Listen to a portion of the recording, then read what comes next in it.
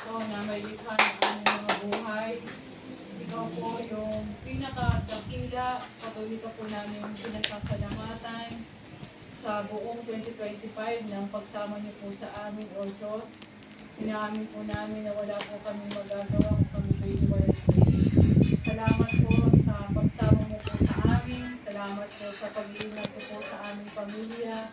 Salamat po sa lahat ng bagay. Salamat po sa lahat ng mga panalangin na dinilig at sinunod mo po, Panginoon.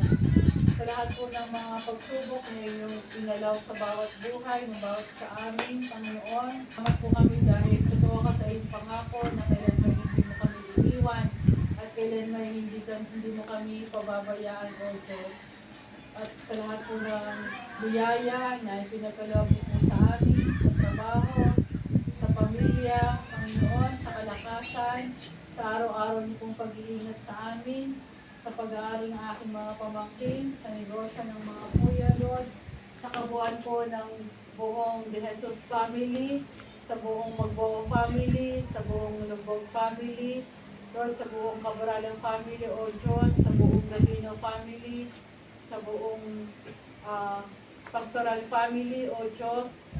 Lord, sa bawat pamilya na meron po kami, Panginoon, ngayong 2026, ang lagi po namin nanalangin na patuloy na bigyan nyo kami ng malusog na papangatawan. Lord, dalangin po namin na ikaw po ang magpo-provide ng lahat ng aming mga pangailangan, ng aming kakainin, ng aming susuotin, at sa araw-araw namin pag-alis sa aming trabaho, ikaw patuloy na mag-iingat, O Diyos. Dalangin po namin sa inay, kay Nini, ang Panginoon, dalangin po namin na lagi niyo po silang babantayan, iingatan habang kami po ay wala sa tahanan ito. At Lord, we pray na ikaw ang patuloy na magpo-prosper ng aming mga trabaho, ng aming mga kabuhayan. At sa buong 2026, ibibiglara namin na si Jesus ang Panginoon sa aming pamilya, na kami po ay mananatili buo, O God. Maraming pong salamat. Patuloy namin ipinagkakatiwala ang aming buhay, Panginoon, this 2026, O God. Ito po aming panalangin in Jesus' name. Amen and amen.